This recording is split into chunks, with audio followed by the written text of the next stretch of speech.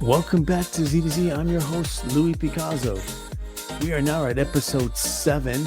If you're a first-time listener to this podcast, we are a franchise podcast that is focused on providing information for Z's by Z's. As you all know, this past month, we've been focusing on Hispanic Heritage Month. We spoke to Latino Z's and executives, and they spoke about the many opportunities there are for Latinos within the franchise industry. It was a great series, and I appreciate everyone who listened in. So today we are starting an all-new one-part series called The Back Office Zombies. It's October, and with Halloween rapidly approaching, I figured I'd throw in the zombie in the title. Now, we've all been there. It's 11 p.m., and as Z's, we are burning the midnight oil, getting payroll done, checking accounts, and making sure you paid the correct amount of quarterly taxes. I can go on and on. But most small business owners don't have the time or expertise to manage all the aspects of human resources, payroll, taxes, etc. However, there's help when your franchisor doesn't or cannot provide back office resources. A professional employer organization, also known as a PEO, can add tremendous value if you're one of those midnight zombies. PEOs can help with routine administrative HR tasks and compliance requirements so you can focus on the strategic, revenue-building aspects of your business. So with that said, I'm fortunate to have on the show today Kerrie Spriggs. She has over 14 years of back office experience, and she works with countless business owners, helping them not be back office zombies. This is going to be a great show, so let's get started. I have the great privilege of having Kerrie Spriggs. She is the broker manager for Frank Crum, a PEO service, and PEO services, and she'll actually tell us what that PEO acronym means. But I'm very, very excited to have her here. We're starting a brand new series on the back office, I would say, aspects of owning a franchise unit. So we have Kerrie here, and I'm so excited to have her. Kerrie, hello. Hi, Louis. How are you? Thanks for having me. I am so excited to have you. And by the way, Kerrie is from the great state of Texas. Kerrie, thank you again for being on the show. I appreciate you taking the time. Absolutely, it's my pleasure. But I really wanted to focus on what happens once you signed on the dotted line, you've gone through your training, and now you started your business. You've opened the door. You got the keys, right? What happens after that? And then, especially to those folks that are Z's, then are required to have employees, okay, in a franchise. So I'm so glad that you're here, because then you're going to give us the insight of what happens in the back office types of things that a franchisee needs to understand exactly what they need to be in compliance, right? Right. So yeah, I thought it was so interesting, and I was so excited to be able to speak with you, Louis, because I've not been a Z, but I have known so many who are. And a lot of times they're given this kind of a business in a box, and they're told, okay, go run with it. And then they're not really sure how to run with it in the right way. And so, of course, your franchisors want your franchisees to be super successful. And I think that there are some ways that, Frank Crum as a PEO, which is, by the way, professional employer organization, can help those folks really kind of shore everything up and focus more on running the business itself versus the transactional administrative duties that are so important to the business, but really should be done in the background and outsourced. I was glad that you described what the PEO stands for, professional employer organization. And this, and talking to you previously about this, it creates a package, if you will, for the small business owner, in this case, the Z's. Now, I know that there is some franchisors out there that can provide all of that for them, at least some things, not everything. But then again, there's franchisors that don't talk about it that much either, right? And so when they don't talk about it that much, and they're not sure what happens when they do hire that one or two person, three person, whatever that amount of people that they need to support their business, what happens then, right? Right. So the PEO is really, like you mentioned, a package, and it's really meant to help employers of all sizes, but especially small and mid-sized businesses, really mitigate all of the compliance and administrative, and just basically all of the staffing and payroll.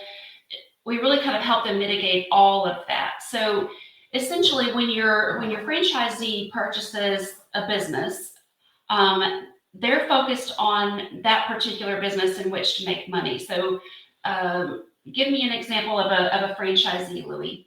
Well, okay. So like in this particular case, we look at a franchisee that has, it's a restaurant. It's a service oriented restaurant. Perfect. So basically where a PEO comes in is that person who purchased that restaurant franchise is really focused on creating the best product, getting the best service out there to their employees, and generating residual business and residual customers, regulars that come in quite consistently.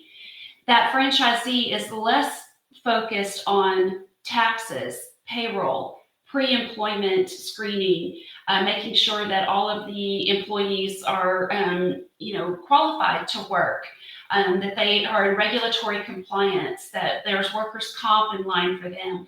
Those are things that are super important to a business so that you can be profitable and function properly, but it's not necessarily what that person went into business to do. And right. So what I always tell business owners is, hey, if this isn't something that you specialize in, let's outsource it. So a PEO can come in and take over the payroll, making sure that taxes are done properly and on time, offer employee benefits to attract and retain better employees to that organization. And let's face it, right now, a lot of people are having a hard time finding the best employees. So not only do we offer those benefits, but we also have an outsource of the HR infrastructure, which can help with staffing, making sure that everything is in that compliance that I mentioned. And then also we take into account the workers' comp coverage as well as risk management. When you talk about the taxes, tell us a little bit about what that means. So I will say that, first off, I am not a tax professional, but I can tell you in what we do as the PEO. So basically, because we're the professional employer organization, we are taking over the payroll. We become essentially what's called a co-employer. And what that means is the Z would have 100% direction and control of their employees, hiring, firing, scheduling, who they hire, things like that. We just take on the liability of processing the payroll and the tax reporting. So in utilizing a PEO, most times you are saving on your state unemployment tax. We also take on the burden of any sort of unemployment claim. We take care of getting all of that filed. Kerrie, what other states besides Texas do you work in? Oh my goodness! So we operate within 48 states. All the 48 states we operate in for our PEO. We have a multitude of what we call Frank Winston Crumb states, which is something that I didn't mention up front. Is we actually own our own workers' comp carrier, which makes us really different from a lot of the other PEOs. Because we can, basically your client's risk is our risk. So basically what we do is it's a pay as you go and no annual audit. So with our PEO services, we're in the 48 continental United States. With our work comp, There's just a couple of states that we are currently not operating in with our own carrier, but we do work with a market partner in those states. And just to give you an example, that would be a state like California and New York. Right, right. Which, yeah, California and New York are tough states. So Mhm. have you, when you're doing this, you've been at this for several years, 14 plus years. Right. Kerrie, what type of, I'm sure you've seen it all. I am sure you've seen some business owners come in to you and probably at the point where they probably needed to call you like, a year ago, if not more, right? Tell us a little bit about the importance of having to understand as a Z, the importance of getting this lined up from the beginning. Well, if you can think about the fact that if you fall out of compliance in any way, shape, or form, unfortunately, the powers that be really don't care if you didn't know what you were responsible for. You're still going to be assessed fines and penalties and things such as that. So you're going to be saving yourself money in the long run to make sure that you are in compliance, that you're not getting hit with any sort of fees and penalties and assessments. But also will enable the Z to grow. So it enables them to move from that required maybe 5 or 20 employees to their goal of 50 to 100 employees, just for an example. Utilizing a company like Frank Crum helps those Zs grow their business while maintaining compliance. And essentially, what we do is we can give that Z up to 40% more time in their day to run their business versus working in their business, Right. in the background, things that aren't making the company money. That is a huge amount of revenue saved, taking you away from, the important things. The beautiful things of being involved in a franchisor and franchise system is that, some really great franchisors are going to have some support for you. So it's really good to understand when you're coming into a franchise organization and some company that you liked and that you felt the culture was there for you, was a good fit. Make sure and ask them about these types of things. Ask them about what types of support did they have for the back office support. Those little things that sometimes get missed because there's so many things, right, Kerrie? Oh, absolutely, absolutely. There are, it's interesting because so many times you take on a business, and I think that a lot of businesses fail not because they don't have the patrons, but because they may not necessarily know how to do everything on the back end. So it's important to talk with your franchisor to see, hey, who's responsible for running my payroll? What systems are available to me for running my payroll? What about taxes, both quarterly and annually? How am I going to get my forms out at the end of the year? How do I vet my employees before they come on board to make sure that they meet our hiring criteria? What resources are available to me for workers' comp coverage? What about if I have an employee that I need to reprimand in some way or put on notice? How do I legally do that? The days of being upset with your employee and just saying, all right, get out of here are over. There's a very clear path that you have to take in order to both hire and terminate an employee. So there are a lot of the back end pieces that, as you mentioned, some franchisors don't have that support. And so that's where a PEO comes into play. So Kerrie, I'm a business owner. I got into a franchise because I wanted to own a restaurant. And, and my franchisor that I currently have that I'm involved in didn't really give me the insight on the back office types of things that I needed to understand when I have to hire my staff of 50. Where do I go to look for somebody like yourself, that PEO, and what kind of questions do I need to ask? Yes, but what is an employer's responsibility? That's kind of where you need to go and kind of make a list of what what's expected of you and making sure that you're hitting all of those marks. A lot of franchisors that I've come across and franchisees that they don't have W-2 workers. They have W-9 workers, contracted workers. Mm-hmm. That's really tough in certain states, specifically California now, where they passed this new rule. Absolutely. Do you help franchisees with that as well, to direct them in what they need to do? We can. I will tell you that the PEO model is really built for W-2 employees just because of the liability purposes. So it can get a little bit be a sticky wicket in certain states with a lot of 1099 employees, but that's definitely something that you would want to ask a payroll professional, and that's what Frank Crum is a payroll and tax professional organization, so that we can answer those questions for you.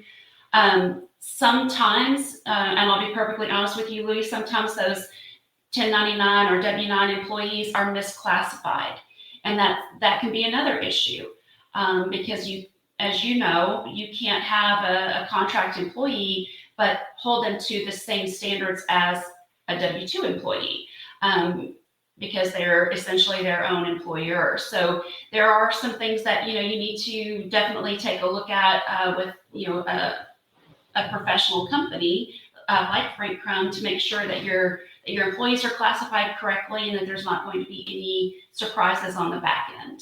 Right. And again, I'm going to reiterate this. A good franchisor is going to give you the ins and outs of what to do. If they don't have anything themselves, they'll either refer you to somebody or guide you in that direction of what you need to do, especially if they require you to have a 1099 worker, contractors. Right. And so understanding that from the beginning, but you don't want to start to understand that, right? As a business owner, right, Kerrie? You don't want to start to understand that after the fact. Correct. You want to understand that before you get into a franchise and before you get into your business, because if you don't, you can find yourself in some trouble down the line, not only federally but with the state. What states do you think, besides, we all know California is tricky, we all know New York is tricky, but out of those two, is there any other states that a franchisee should be cautious about, or there's different things, nuances that they have to go through in that particular state? If there's one, I don't know.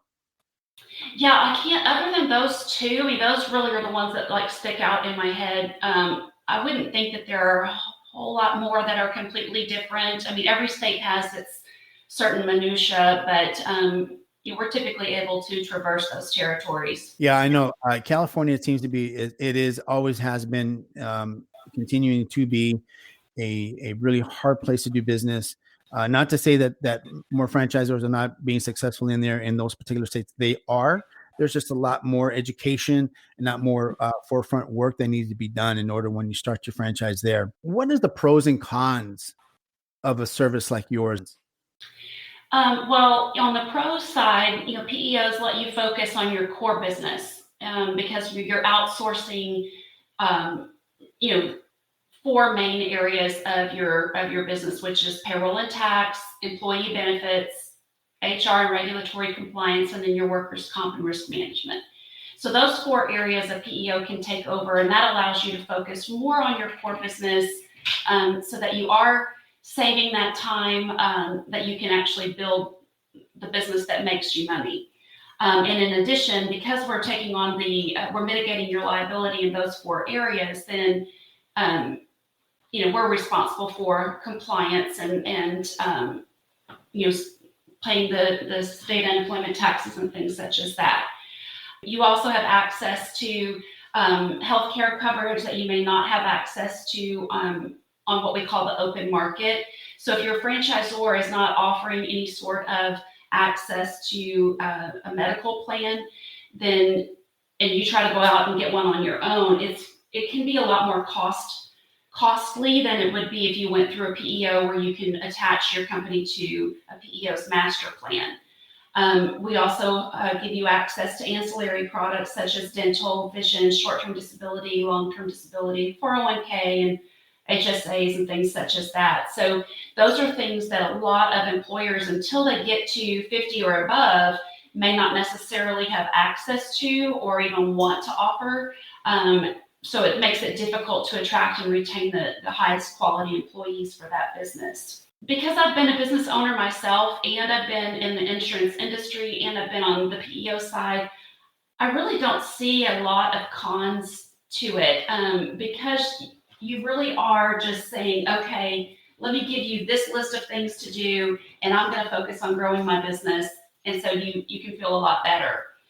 If you go with a company that's not like Frank Crum, and what makes us different is because we are also a carrier. We're not just a PEO, but we're also a carrier. That we are held to a much higher standard than other companies within our industry. So if I think that if there's a con, it would be going with the wrong PEO, and maybe them not being up to snuff on compliance and regulations, and leading you down the wrong path. Yeah. One of the things that hinder a lot of new franchisees, and even for seasoned veteran franchisees, they always have in mind the cost, right? Right. Okay, so I would probably assume that the cost, Kerrie, is going to be an advantage doing it in a package, and the ability to scale your business when you're scaling your business, you can add on to it, correct? Absolutely. Absolutely. So as a PEO, we actually can work with companies as small as 1 employee to over 5,000. And we do work with companies that are multi-state, and those that, not just in the restaurant business, but even, white, gray, and blue collar businesses as well.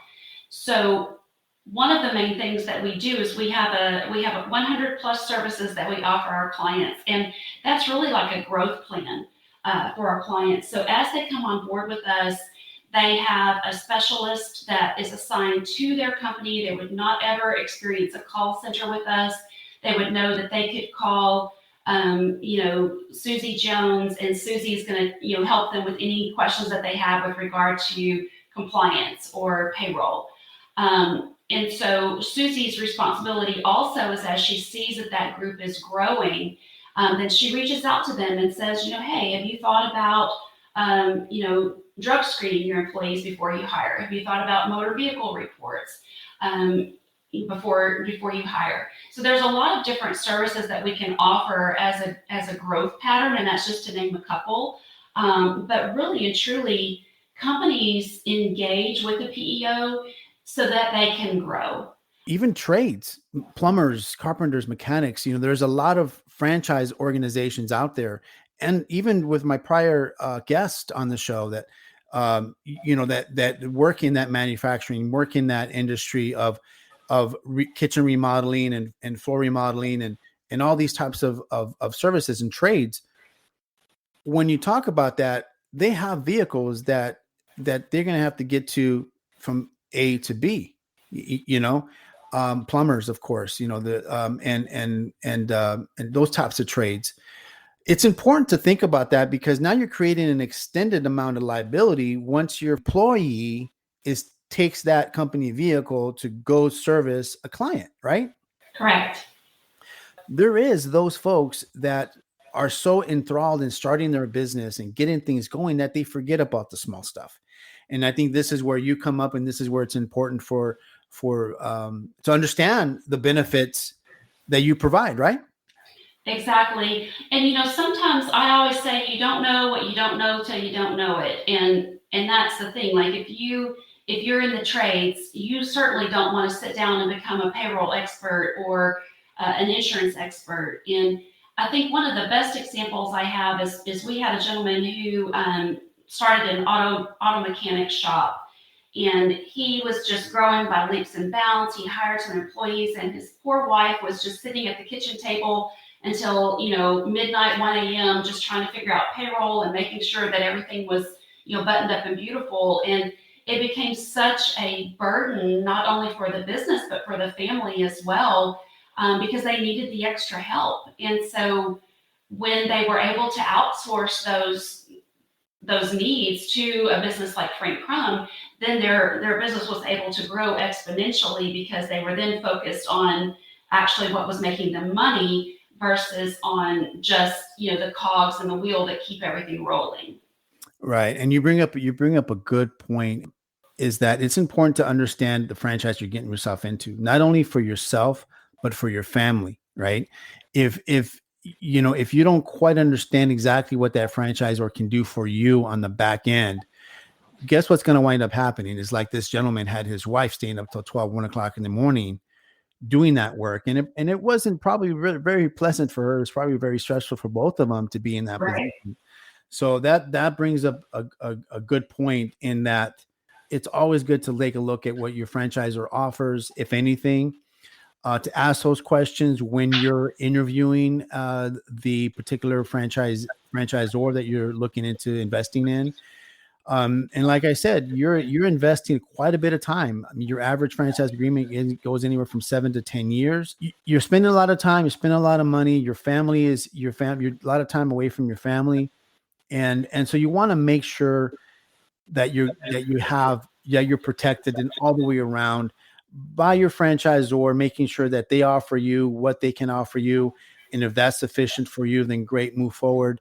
Whatever they don't, then you have an options of where to cover your bases, because if you don't, trust me,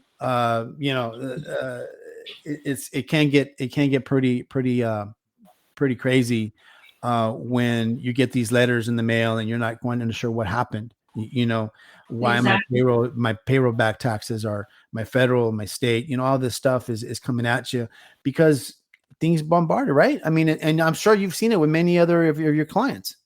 Absolutely, absolutely. And then also, just being able to, a lot of times somebody, if they don't have those resources available to them, through the franchisor, then they will just immediately go to a CPA.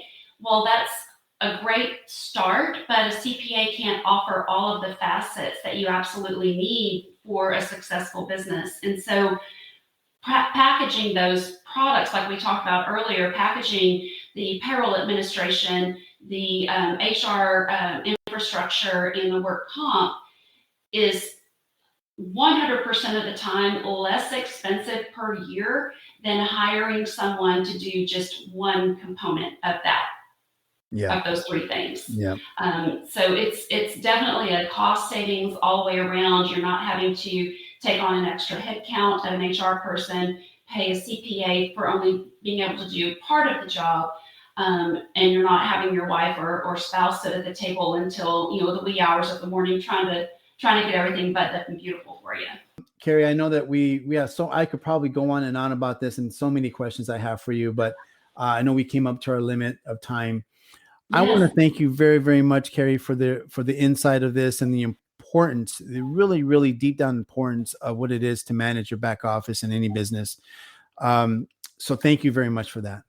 Yes, thank you for the opportunity to speak with you and your following. I really appreciate it. And if there are any questions that come up, I'm happy to answer them.